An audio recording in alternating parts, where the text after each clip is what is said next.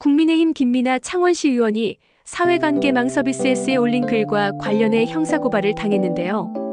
더불어민주당 경남도당 수석부위원장 이재영과 창원시 의원단 대표 김묘정은 13일 창원시청 브리핑실에서 기자회견을 연 뒤 김 의원에 대한 고발장을 경찰에 제출했습니다.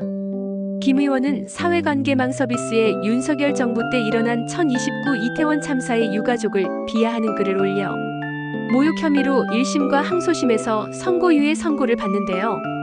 최근 김 의원은 사회관계망서비스에 이재명 대통령과 김현지 대통령실 제1부속실장을 두고 아무래도 경제 공동체 같죠? 자식을 나눈 사이가 아니면? 이라는 글을 올렸다가 삭제하기도 했습니다.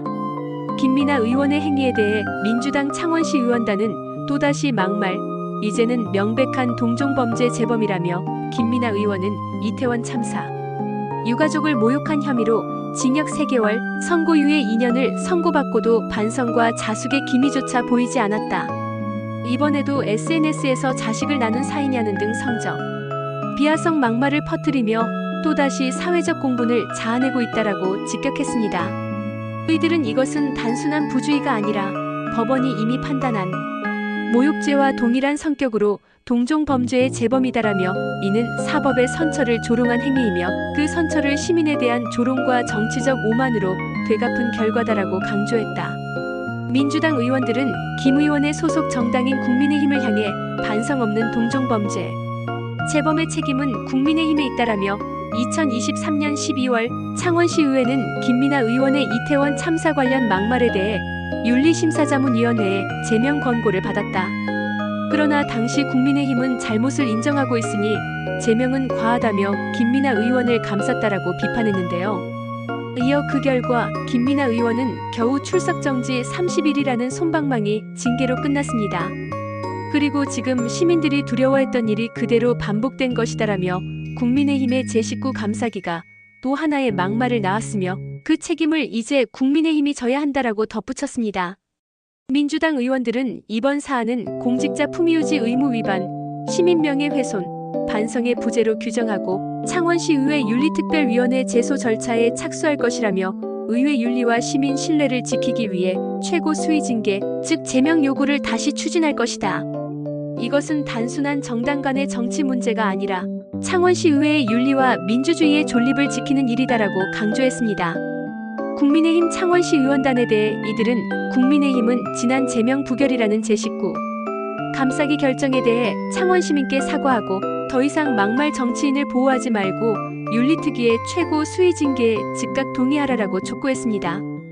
김 의원 관련 재판을 진행했던 창원지방법원에 대해서도 이들은 김 의원의 이번 행위는 명백한 동종범죄 재범이며 법원의 선처를 조롱한 사회적 비난 행위다라며 따라서 사법의 선처를 조롱한 자에게 유예란 없어야 한다. 재판부는 김미나 시의원의 선고유예를 즉각 취소하고 시민의 정의와 분노에 응답하라라고 제시했습니다.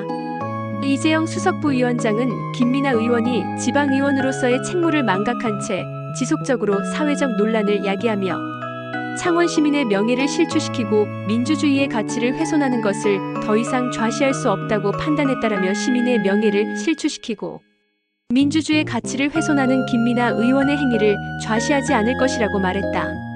이 수석부위원장은 사법당국은 피고발인의 행위를 철저히 수사하여 법에 따라 엄중히 처벌해야 할 것이다. 법의 엄중한 심판을 통해 김미나와 같은 인물이 공인의 지위에 이를 수 없다는 분명한 선례가 구축되어야 할 것이라며 사법적 처벌을 강력히 촉구함과 동시에 김미나 의원의 의원직을 포함한 모든 공직의 즉각 사퇴를 위해 창원시 의원단과 함께 모든 노력을 다할 것이라고 밝혔습니다. 이후 더불어민주당 경남도당은 김미나 의원을 정보통신망 이용 촉진 및 정보보호 등에 관한 법률 위반에 허위사실적 시에 의한 명예훼손죄로 경남도경찰청에 고발장을 제출했습니다.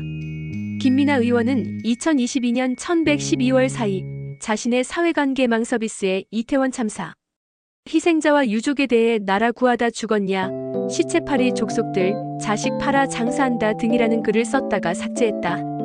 김 의원은 모욕죄로 기소되었고 검찰은 벌금 300만 원을 구형했습니다.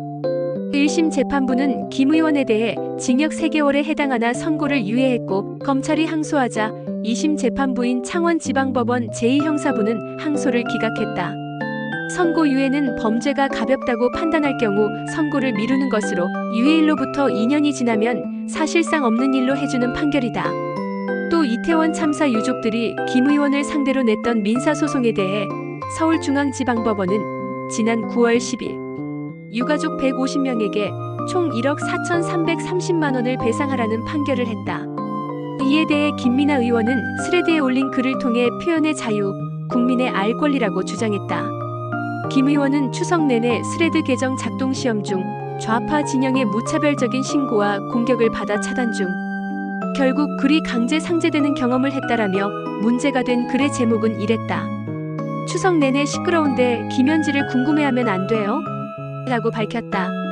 이어 그런데 극우 추적단이라는 듣보잡 단체가 앞서 쓰던 글을 미리 캡처해 제보하더니 사실 확인도 없이 언론들이 소설을 써댔다라며 하지만 저는 오히려 그 기사야말로 진실을 밝힐 임계철선이 되어줄 것이다라고 덧붙였다. 그러면서 김 의원은 제가 제기한 요지는 단 하나이다.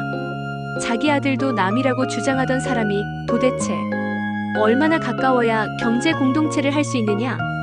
그게 질문의 본질이다라며 추측도 단정도 하지 않았다. 공인으로서 국민이 궁금해하는 의혹을 제기한 것뿐이다. 그런데 그걸 빌미로 정치적 공격을 퍼붓는다면 그건 표현의 자유에 대한 억압이자 국민의 알 권리를 막는 형태이다라고 주장했다.